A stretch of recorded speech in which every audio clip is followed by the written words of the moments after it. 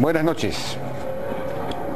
Como sabemos, el caso El Frontón se ha reabierto una vez más, y esto a raíz de una resolución del Tribunal Constitucional que ha sido sumamente cuestionada, y de ser ciertos los cuestionamientos, pues estaríamos ante un escándalo mayor. Algunos incluso han pedido acusación constitucional contra estos 4 magistrados que se han pronunciado de la manera como lo han hecho. Yo quisiera hacer un breve recuento, por lo menos de lo que he podido investigar hasta el momento.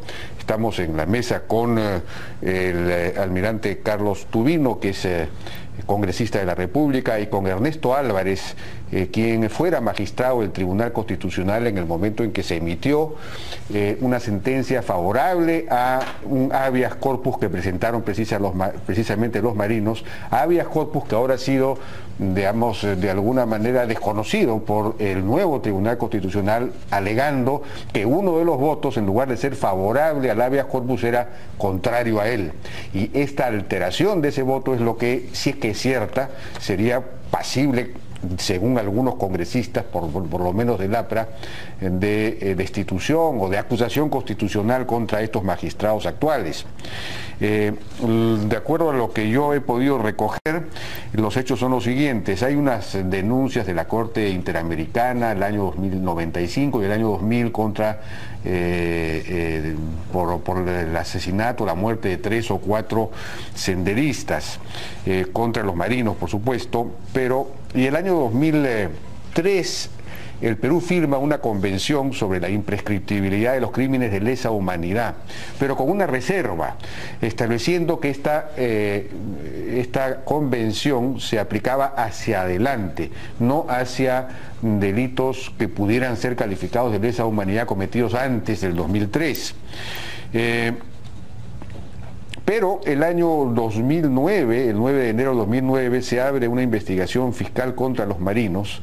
Ya se habían abierto otras, pero se abre esta investigación fiscal contra los marinos por homicidio, implícitamente lesa humanidad, porque ya habría prescrito, por supuesto, a esas alturas el delito. Y entonces el 3 de mayo del 2009 los marinos interponen un habeas corpus. Y dicho sea de paso, entre tanto, el 21 de mayo del 2011, el tribunal interpreta emite una interpretación vinculante, en el sentido de que la reserva que el Perú, con la que el Perú firmó el Tratado de Imprescriptibilidad de los Crímenes de Lesa Humanidad, era inconstitucional. Es algo que no se podía declarar así nomás, porque ya habían pasado más de 6 años, pero en fin, se dio. En todo caso, el habeas corpus finalmente interpuesto por los marinos llegó al Tribunal Constitucional, y este fue resuelto en el 2013, fue declarado fundado el habeas corpus con 4 votos a favor. De acuerdo a la información que tengo, 3 de estos votos fueron al fondo del tema. Analizaron si había habido o no lesa humanidad en el develamiento de la rebelión del Frontón, y llegaron a la conclusión de que no había habido lesa humanidad. Pero hubo un voto, el del magistrado Vergara Gotelli, que también estuvo de acuerdo con la sentencia, pero no con la argumentación. Esa es la información que tengo. Es decir, él, lo que he podido revisar leyendo precisamente su voto, él redactó no un voto singular, sino una fundamentación de voto de su voto, señalando que en realidad, pues, ni siquiera se podía hablar de lesa humanidad ni nada, porque efectivamente el Perú había firmado esta convención expresando una reserva en que esto solamente valía del 2013 en adelante, y por lo tanto no cabía que se calificase de lesa humanidad estos crímenes, y que por lo tanto estaba de acuerdo con el habeas corpus, pero no por las razones que daban los otros 3. Pero este último voto ha sido considerado, la firma de Vergara Gotelli en esta sentencia, ha sido considerada por el actual tribunal como un error material. Es decir, han desconocido esa firma, diciendo que en realidad él estaba en desacuerdo con la sentencia, cuando en realidad estaba de acuerdo con la sentencia, pero no estaba de acuerdo con el argumento de los otros 3, pero sí con su propio argumento. Ese es un poco el tema. Entonces algunos congresistas han planteado ahora que se realice una acusación constitucional, y por supuesto este voto del tribunal actual ha permitido la reapertura, por supuesto, de este proceso contra los marinos, y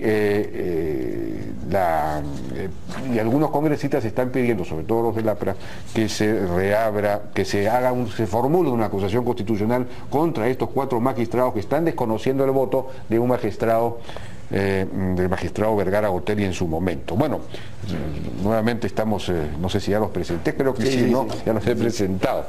Bueno, yo quería preguntarle a Ernesto Álvarez, usted fue miembro del tribunal en ese momento, del tribunal que, digamos, amparó el habeas corpus, que declaró fundado este habeas corpus, ¿no es cierto? Efectivamente. Yo no sé si lo que yo he relatado, que es la historia que he podido recoger a través de conversaciones, y lo poco que he podido leer de los fallos, ¿es correcto o no es correcto? ¿Qué precisiones le puede hacer usted? Está muy bien resumido, con alguna precisión puntual. Lo que es en materia del habeas corpus es una resolución que abre instrucción por homicidio a un grupo de marinos, ya, ¿cierto? Esta denuncia también es llevada ante el sistema interamericano. Por tanto, hay 2 sentencias, Neira Alegría y Durán y Ugarte, que condenan al Perú en la medida en que le ordenan procesar, investigar, procesar y sancionar a los responsables si es que los hubiera. Siempre en el principio de que los derechos humanos deben ser protegidos primero en el país, en el Estado. Estas son las sentencias del 95 y del 2000. Efectivamente. Ya. Ahora, ordenan investigar y procesar. Y procesar. Si hubiesen, si fuese verdad los hechos denunciados, que se sancione. Ya. Muy bien. Ahora, lo que hace el tribunal no es cerrar el proceso, que ya viene durando una cantidad de años increíble. No es cerrar, sino decirle a la sala, segunda instancia penal, es decir, a través del habeas corpus. Así es. Ya. Por el tiempo transcurrido, sí, usted no puede seguir dilatando el proceso. Ya. Resuelva con los elementos de juicio que tenga y con los acusados y procesados que usted tiene, resuelva de una vez. Ya. ¿Cierto?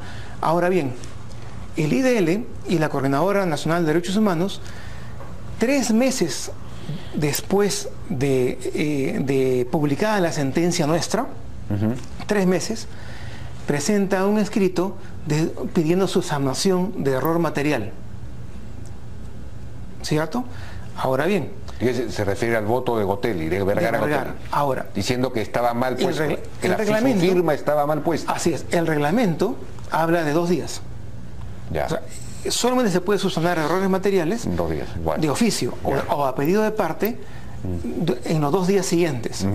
Este pedido fue presentado 3 meses antes y recién ahora se resuelve. Ya. ¿Cuál es el efecto inmediato jurídico? Como no se había bloqueado el proceso, continuaba el proceso, el efecto puntual es de que ahora sí se puede, como los políticos de IDL quieren, es llamar al almirante Jean Pietri, procesar a Alan García Pérez, procesar a los ministros de la época y hacer nuevamente un show mediático, este caso Frontón, en lugar de sentenciar ya con los elementos que tienen. Que sentenciar respecto de estos casos que fueron señalados por la Corte. Pero ¿hubo o no hubo error material? Es decir, el magistrado Vergara Gotelli, ¿firmó o no firmó esa sentencia que acoge el amparo, el habeas corpus? En primer lugar, Vergara Gotelli es el magistrado del Tribunal Constitucional con más años en el cargo. Ya. No solamente que ha sido juez superior de carrera en el Poder Judicial, sino que es el magistrado con más tiempo, más antigüedad en el ejercicio del cargo. Ya. Él sabe perfectamente lo que hace y muchas veces a nosotros nos ha enseñado. Ya. Muy bien, hecha la advertencia, él firma la sentencia, él firma cada uno una rúbrica y firma la sentencia que deja sin efecto la apertura de instrucción. Ya. ¿Cierto? O mejor dicho, perdón, firma la sentencia que declara que no hay lesa humanidad y que por tanto, por mandato de la Corte Interamericana, debe continuar el proceso solo con los que están comprendidos y en un plazo prudencial emitir sentencia. Ya. O sea que el habeas corpus declara, la sentencia declara que efectivamente no hay lesa humanidad. No hay lesa humanidad. Ya. Como efectivamente. Ahora, él firma esa sentencia. Firma la sentencia. O sea que no hay error material. No hay ningún error. Y entonces, hace un voto. Esto es una cosa inconcebible. Hace un fundamento de voto. Ya. Fundamento de voto es cuando yo quiero ampliar o precisar elementos que me pertenecen a mí como juez, a mí como abogado, como hombre de derecho, pero que no he pedido ni he logrado incluirlo en la sentencia mayoritaria. Ahí él hace toda una historia que es su posición tradicional, que es la no retroactividad de todos aquellos delitos de lesa humanidad. Claro. Él precisa qué es lesa humanidad y que no es retroactivo, y en eso es más radical que nosotros. Ajá. O sea, para nosotros, lesa humanidad sí tiene efecto retroactivo en la medida que habla de delitos, homicidios, lesiones graves, que vulneran la dignidad de la persona humana de una manera muy grave, que son cometidos de una manera sistemática o generalizada contra la población indefensa, población civil indefensa. O sea, para nosotros sí es retroactividad. O sea que hay retroactividad en el sentido de que si bien no estaba tipificada la lesa humanidad en el momento en que se cometen los crímenes, sí se aplica retroactivamente contra el principio de la no retroactividad. Así es. Es una cosa también bien audaz, ¿no? Pero digamos que nosotros tenemos la convicción de que sí, en algunos casos sí es necesario. Y Vergara, él es más radical. Él es más radical en realidad, o sea que está más aún de acuerdo con esa sentencia. Y cualquier persona que lea su fundamento de voto va a encontrar de que es sumamente extenso en fundamentar su posición. Y ahí es donde dice, para mí, después de estos argumentos, es innecesario ya decir o no que es o no lesa humanidad, porque de acuerdo a mi interpretación, no hay lesa humanidad, es imposible. Además, él no dice también ahí, por lo que me parece haber recordado de la lectura de su fallo, que el Perú, al haber firmado en el 2003 esta convención contra la lesa, sobre los delitos de lesa humanidad, la firmó con una reserva precisamente para que las cosas, efectivamente, digamos, que no fuera retroactiva, sino que eso se aplicara del 2003 en adelante y no para los delitos cometidos antes. Efectivamente. Él cita eso, incluso porque ya con eso no es necesario ni siquiera evaluar si es que él es humanidad. Cita la Convención de Viena del 2001, etcétera. Entonces él dice, es imposible. O sea, y él al final pone un párrafo que es lo que en materia del pedido de subsanación considero innecesario poner en la sentencia que no es lesa humanidad. Claro. Pero por esos argumentos. Y de eso se han agarrado. O sea a alguien de Trinchera Norte le terminan poniendo la camiseta aliancista. O sea, es increíble. Ahora. Pero entonces aquí hay digamos, dolo en esta sentencia de estos 4 magistrados del tribunal actual. Yo creo que hay un interés. Porque saben que no es así. Hay un interés. Es que el interés, y me disculpan, el interés es la persecución. Porque acá, en todo esto, si vamos ya al tema de fondo de todo lo que sucedió en el frontón, lo que hubo fue un combate que duró 18 horas. No fue que hubo un develamiento que no lo fuera de esa manera. O sea, acá estos terroristas habían tomado la cárcel hace tiempo y pedían bolsa de cemento, ellos prepararon casamatas, recibieron a la Marina a balazo limpio. Y entonces mataron a tres hombres nuestros, ya habían asesinado a los policías.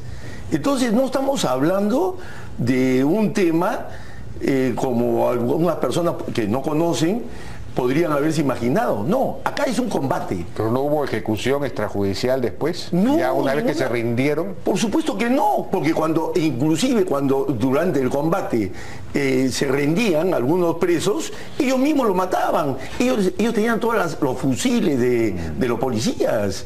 Entonces, esto no fue como alguien cree un paseo de aguas y un abuso de la fuerza y cosas por el estilo. No, fue un combate que realmente costó mucho develarlo. Y entonces al final ver todo esto que suceda después de 30 años, que a los combatientes, a la gente que puso el pecho, a nuestros subalternos que participaron en todo esto, que ahora los estés persiguiendo a lo largo de todos esos 30 años y que ahora lo quieras que meter a la cárcel. A gente ya madura, que fueron combatientes en la época. ¿Qué cosa queremos? ¿Que terminen sus días metidos en una cárcel? ¿Por qué tema? Si ellos lo que hicieron fue defender a la sociedad peruana. Entonces, esto no fue un tema de un uso de la fuerza. ¿No hubo una orden del presidente García de eliminar a todos? No hubo ninguna orden. O sea, todo esto son leyendas que se han ido creando y que se ha ido generando toda una corriente de opinión, sobre todo por quienes tienen esa posición medio izquierdosa, etcétera, y que ponen a los derechos humanos y por encima de cualquier interés del Estado. Entonces hoy día este caso del Frontón sería escandaloso ser procesado. ¿Por qué? Porque hoy los combatientes, los jóvenes que visten el uniforme, están mirando este caso. Que hoy día yo me voy a ir al BRAE o donde fuera, o cualquier cosa que suceda, a agarrarme a balazos para que me estén persiguiendo a lo largo de toda mi vida, pues no hago nada. Esto destruye la institucionalidad de las Fuerzas Armadas y en este caso también de la Marina. Pero hubo, por ejemplo, sobrevivientes de los senderistas. Hubieron sobrevivientes. Claro que hubieron sobrevivientes. Entonces, hablar... Pero murieron más de 100, ¿no? ¿Qué opina Ernesto acerca, no sé si ha estudiado el caso, hubo o no hubo ejecución extrajudicial acá? A ver, en principio, la Corte Interamericana en Durán y Ugarte señaló de que había existido un uso desproporcionado de la fuerza, porque el gobierno de la época no defendió a la Marina. Prácticamente se allanó a la denuncia de los organismos profesionales de los derechos humanos. Al no haber defensa, prácticamente la Corte recogió todos los argumentos. Como señala el almirante, todos fuimos testigos, yo tengo la edad suficiente para ello, en televisión, de que en 2 días consecutivos, como los ministros de Estado y autoridades castrenses hablaban con megáfono desde lugares cercanos, instando a la rendición. Entonces se cumplieron etapas que son las que cualquier gobierno democrático realiza para eludir el uso de la violencia. Al no haberlo podido realizar, es de que se ponen estas cargas y se derrumba el pabellón azul. Ahora bien, esta parte, aquí no hay lesa humanidad para nadie. Ni para unos ni para otros. Donde supuestamente hay lesa humanidad es en la ejecución extrajudicial posterior. Pero claro, el problema de la sala penal que tiene este proceso durante muchos años es de que no lo puede probar. Más allá de algún testimonio, no hay ninguna prueba fehaciente para condenar a este grupo de marinos. Y lo que no quieren es absolver. Al no querer absolver, la única solución es seguir dilatando, tratando de involucrar a políticos o a expolíticos para hacer lo que lamentablemente esto es lo que induce a pensar: atemorizar a la Fuerza Armada y a la Fuerza Policial.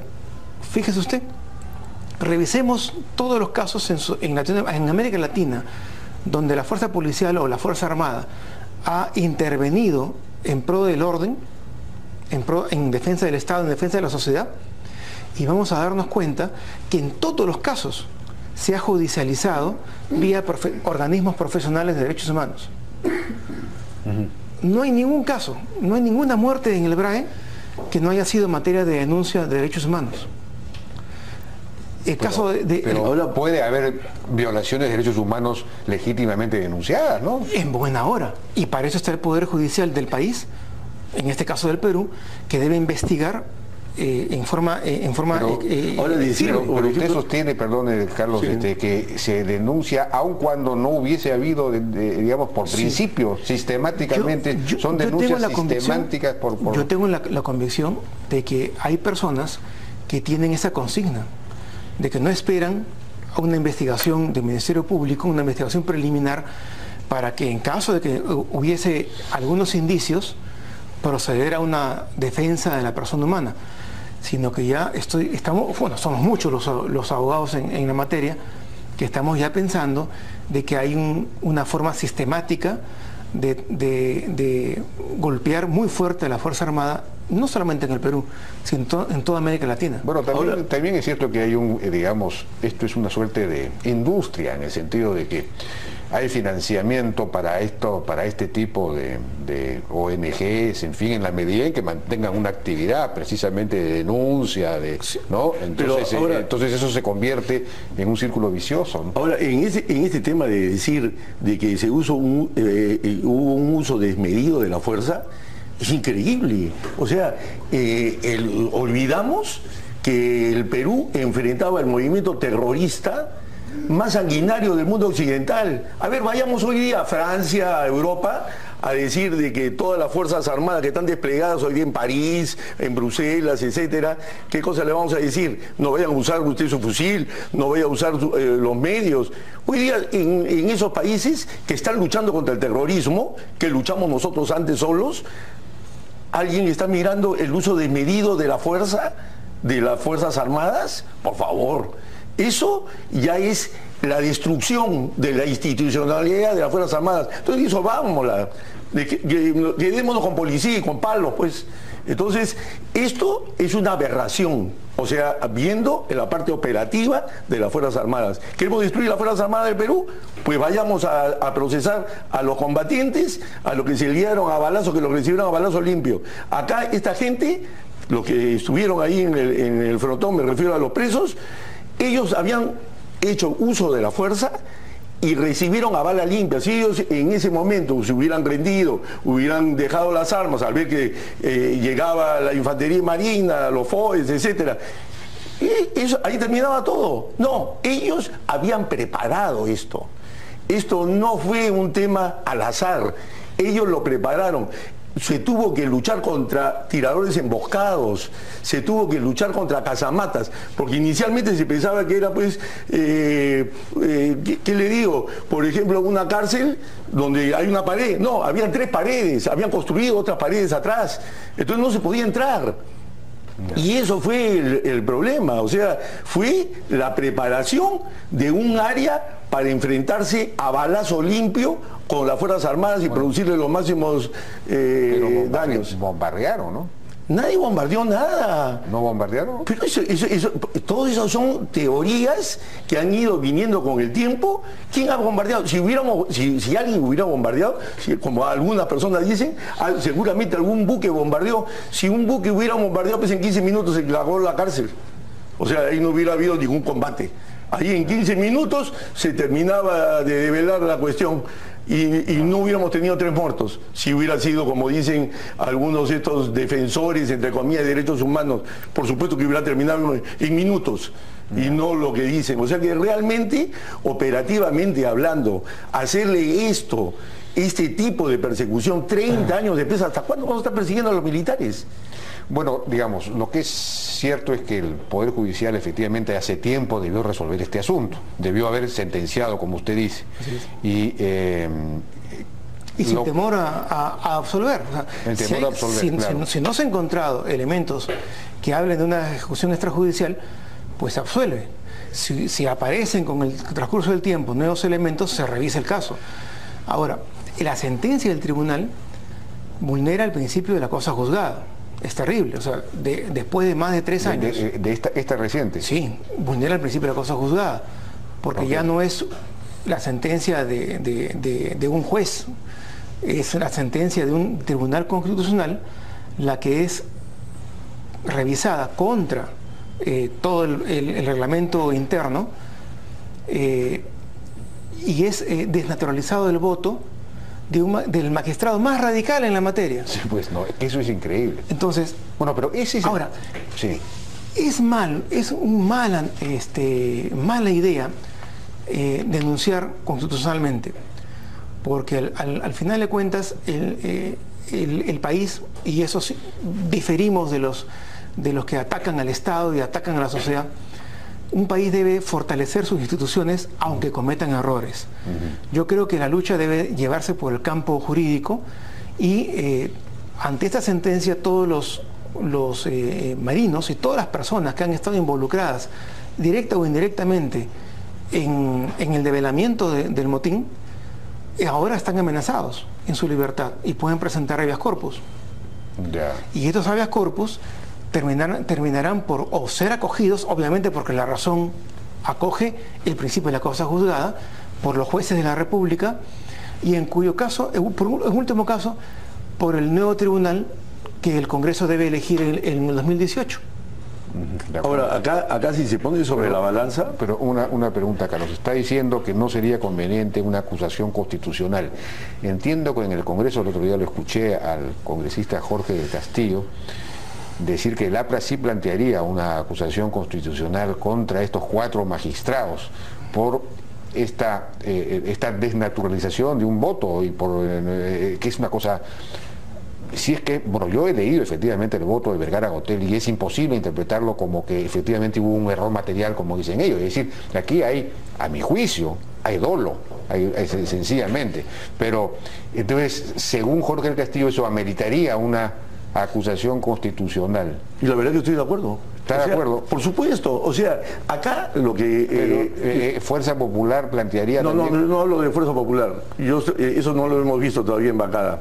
Pero lo que sí es cierto es que acá se ha violentado la seguridad jurídica del Perú. Ahora estamos viendo el caso del Frontón. El día de mañana serán inversiones que vengan al país o lo que fuera. ¿Qué? ¿Yo voy a venir a invertir al Perú con esa seguridad jurídica?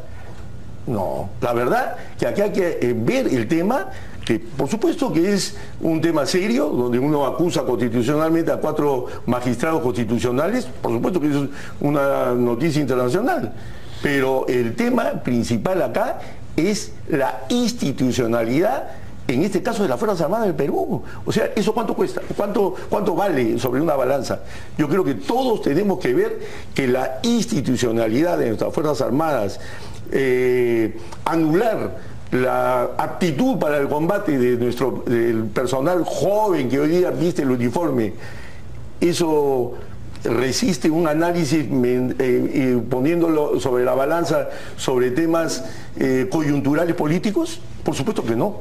Entonces acá hay que defender el tema y si se plantea una acusación constitucional habrá que debatirla y por supuesto ver que esto ingrese y que se ponga coto a este tipo de acciones y que se recupere la seguridad jurídica en el Perú. Bueno, entonces, Ernesto, usted sostiene entonces que no sería, sin embargo, conveniente una acusación constitucional. Yo lo veo peligroso. Los magistrados, un tribunal constitucional generalmente no pasa un mes sin que tengan que resolver 2 o 3 causas muy, muy difíciles.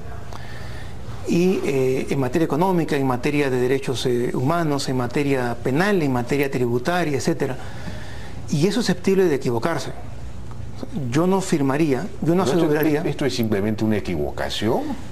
Yo creo que se han equivocado... Pero digamos, auténticamente ellos piensan que el voto de Vergara Gotelli era contrario al habeas corpus, ellos lo piensan impecto de realmente así, ¿usted cree? Yo la verdad que yo diferenciaría, yo trataría de diferenciar porque hay personas que hacen los proyectos y personas que son solicitadas en la firma, leen rápidamente y firman. No sé cuál ha sido la secuencia y quién ha estado en una etapa y en la otra, pero yo creo que la acusación constitucional de la institución es peligroso porque hay que fortalecer la institucionalidad en el Perú y aunque cometan errores graves, los magistrados del tribunal deben tener siempre cierto nivel de protección. Si no hubiese otra solución, podríamos pensar quizás en ello. Pero en este caso sí hay solución jurídica. O sea, yo estoy confiado en que los jueces del Poder Judicial conocen perfectamente el tema, y aunque estén a favor o en contra, sean de derecha o de izquierda, lo tienen muy claro. Son los mismos jueces que no resuelven, como usted dice, no, y que no se atreven a absolver. Claro, es una sala, pero la mayoría de jueces es estudiosa y sabe derecho procesal. O sea, sabe que cualquiera sea su opinión política, sabe que esto es un monstruo que puede aparecer dentro de unas semanas en otro asunto, como decía el almirante, algo que hayamos resuelto en materia económica, en materia tributaria, en cosas importantes para muchos sectores de la población, también puede ser revisado y el principio de la causa juzgada violentado. Sí, pues. Ahora, cuando hablamos de institucionalidad, si estamos frente a una aberración jurídica, que tenemos que proteger la institucionalidad, en este caso del Tribunal Constitucional. No, acá tenemos que defender la institucionalidad y lo que se está afectando a las Fuerzas Armadas. Porque es una Fuerza Armada que pierda la voluntad de lucha, entonces mejor la disolvemos. Y tenemos todavía el tema pendiente del BRAE, hay temas de narcoterrorismo y no sabemos qué otras amenazas puedan venir hacia el futuro, de diferente tipo. No estamos hablando de amenazas interestatales, pero hay diferentes tipos de amenazas. Entonces, no es procedente dejar de lado de pensar en la institucionalidad y la defensa de nuestros combatientes y de las Fuerzas Armadas. Entonces, que yo veo, mira, claramente, como se ha explicado ahora, que hay no solamente un error, hay una aberración acá jurídica de lo que ha hecho el Tribunal Constitucional. Entonces tengo que poner sobre la balanza y tengo que no acusarlo constitucionalmente para defender a la institucionalidad del tribunal. Yo estoy de ese paso, yo he tratado de hablar, de conversar, de entrevistar al ex magistrado Vergara Gotelli, precisamente porque él, para que él diga si es verdad o no es verdad, porque que él estuvo en realidad, que él firmó pues esa resolución, no ese fallo, ese habeas corpus, pero lamentablemente está en una situación de salud muy deteriorada o muy delicada, digamos. Entonces su propia hija me dijo no puede salir, ya no puede hablar. Sí, está con la salud ya bastante delicada, él es un hombre bastante mayor. Quizás aprovechado de eso para desnaturalizar su voto, que es una cosa inconcebible. Quien piensa mal podría decir, bueno, han esperado, porque esto también ha podido hacer el año pasado. Claro. Tenían el pedido a destiempo, pero si lo querían, que no les importaba violar el artículo del procedimiento, lo hubieran podido hacer el año pasado. Me disculpas, esto es manejado, esto es parte de esa persecución implacable contra las Fuerzas Armadas. Esa es la verdad. O sea, esto no es un azar, esto es algo bien estudiado, bien planificado, y donde los pasos que se van dando están dentro de ese gran objetivo que es la persecución. Pero también hubo casos pues de violación de derechos humanos, pero flagrantes, ¿no? Han habido casos han sido sentenciados, etcétera. Pero continuar con este tema, ¿hasta cuándo? Sí, digo yo. Bien, yo les agradezco, efectivamente este es un asunto muy preocupante. Vamos a ver qué pasa en los próximos días, vamos a ver qué resuelve Fuerza Popular, si van a discutir este asunto o no internamente. No se ha tocado esto en la bancada. Todavía no. Bueno, vamos a ver qué pasa. Y muchísimas gracias por su participación. Muchas gracias. Pero este es un asunto que tiene que resolverse, ¿no? No puede quedar así nomás.